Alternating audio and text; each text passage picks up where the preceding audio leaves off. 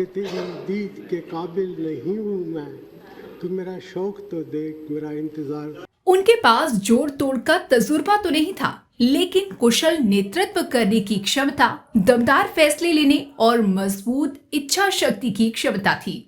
उनके हिंदी के भाषणों में वो वाक्पटुता नहीं थी, लेकिन उनके भाषणों और कार्यों में वो गंभीरता थी जिसने देश की अर्थव्यवस्था को उस मुकाम पर पहुंचा दिया था जहां आज पहुंचना मुश्किल ही नहीं, नामुमकिन भी है।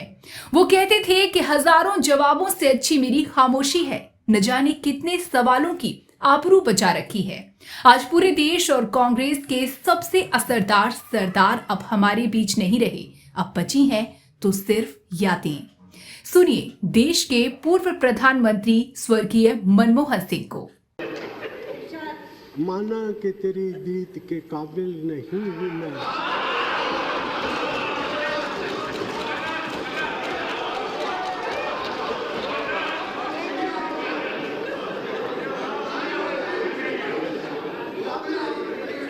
माना कि तेरी दीद के काबिल नहीं हूँ मैं, तू मेरा शौक तो देख, मेरा इंतजार देख।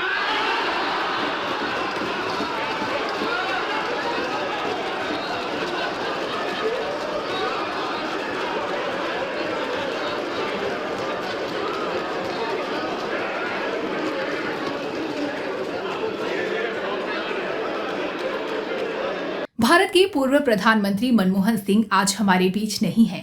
उनके ना होने पर उनसे जुड़े ऐसे कई किस्से हैं जिनकी चर्चा होने लगी है। ऐसा ही एक किस्सा नोटबंदी से भी जुड़ा हुआ है। नोटबंदी को लेकर मनमोहन सिंह ने चौंकाने वाला बयान दिया था। आइए आपको बताते हैं उन्होंने नोटबंदी को आयोजित लूट और वैध डकैती क्यों कहा था। 8 नवंबर 2016 की नोटबंदी के फैसले को मनमोहन सिंह ने भारतीय अर्थव्यवस्था और लोकतंत्र के लिए काला दिन बताया था। उन्होंने ये बयान 2017 में गुजरात के अहमदाबाद में एक सभा के दौरान दिया था, जो नोटबंदी की पहली वर्षगांठ की पूर्व संध्या पर आयोजित की गई थी। मनमोहन सिंह ने कहा था कि दुनिया में कहीं भी ऐसा उदाहरण नहीं मिलेगा जहां किसी देश ने इतनी कठोर कार्रवाई करते हुए अपनी 86% मुद्रा को खत्म कर दिया हो। उन्होंने संसद में दिए अपने बयान को दोहराते हुए कहा था कि नोटबंदी संगठित लूट और वैध डकैती थी। जब मैंने नोटबंदी की घोषणा सुनी तो मैंने सोचा कि प्रधानमंत्री को यह खतरनाक सलाह किसने दी। पूर्व प्रधानमंत्री ने यह भी कहा था कि अगर सरकार कैशलेस अर्थव्यवस्था को बढ़ावा देना चाहती थी तो नोटबंदी जैसा कदम अप्रभावी था। इसके साथ ही उन्होंने कहा था कि नोटबंदी के बाद टैक्स आतंकवाद का डर बढ़ गया था, जिससे भारतीय व्यापारियों का आत्मविश्वास डगमगा गया और उन्होंने निवेश से बचना शुरू कर दिया। मनमोहन सिंह ने नोटबंदी और जीएसटी को भारतीय अर्थव्यवस्था पर दोहरा प्रहार बताया था। उन्होंने कहा था कि ये दोहरा झटका हमारी अर्थव्यवस्था के लिए पूरी तरह से विनाशकारी साबित हुआ।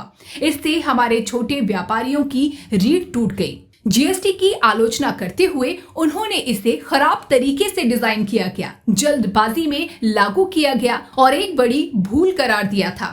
उनका कहना था कि वर्तमान जीएसटी का रूप उनकी पार्टी की परिकल्पना से पूरी तरह अलग था। उन्होंने इसे जटिल संरचना, कई स्लैब और अतिरिक्त सेस का जाल बताया था। पूर्व प्रधानमंत्री मनमोहन सिंह ने दावा किया था कि नोटबंदी और जीएसटी के कारण रोजगार के अवसरों में भारी गिरावट आई। उन्होंने कहा था कि हमें भारतीय नौकरियों की कीमत पर चीनी आयात का सहारा लेना पड़ा। 2016 से 17 के पहले छमाही में चीन से भारत का आयात 1.96 लाख करोड़ रुपए था, जो 2017 से 18 में बढ़कर 2.41 लाख करोड़ रुपए हो गया।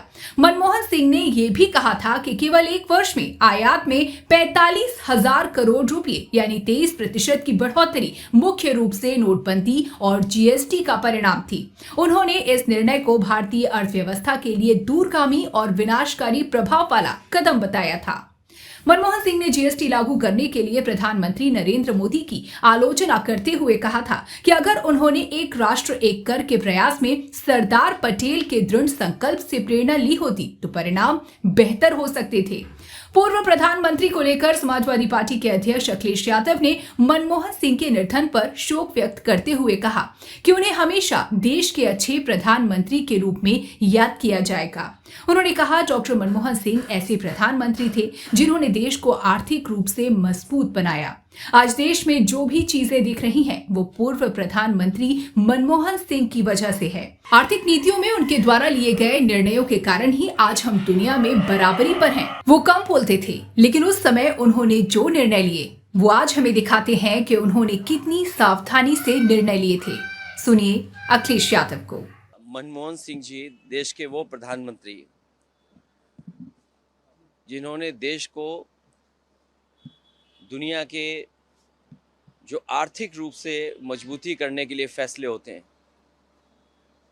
एक वित्त मंत्री के रूप में और एक प्रधानमंत्री के रूप में देश को आर्थिक रूप से मजबूत करना, और देश में आज बहुत कुछ जो दिखाई दे रहा है वो हमारे रहे प्रधानमंत्री मनमोहन सिंह जी की वजह से ही है कि जिस तरह बाजार और आर्थिक नीतियों पे फैसला लिया, उसी का परिणाम ये है कि आज हम दुनिया में बराबर पे खड़े हैं।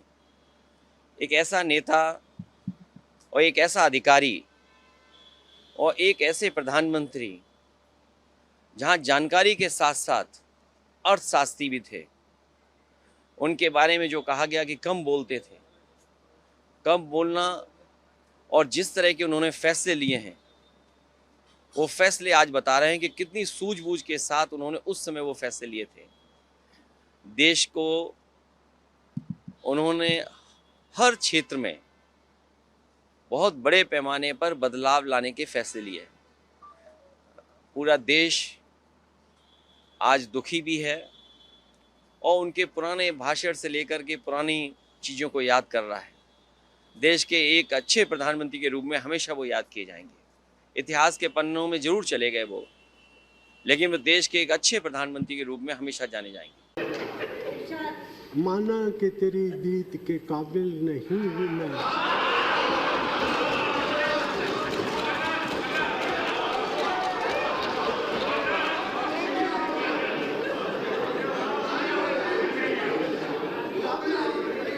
माना कि तेरी जीत के काबिल नहीं हूँ मैं, तू मेरा शौक तो देख, मेरा इंतजार देख।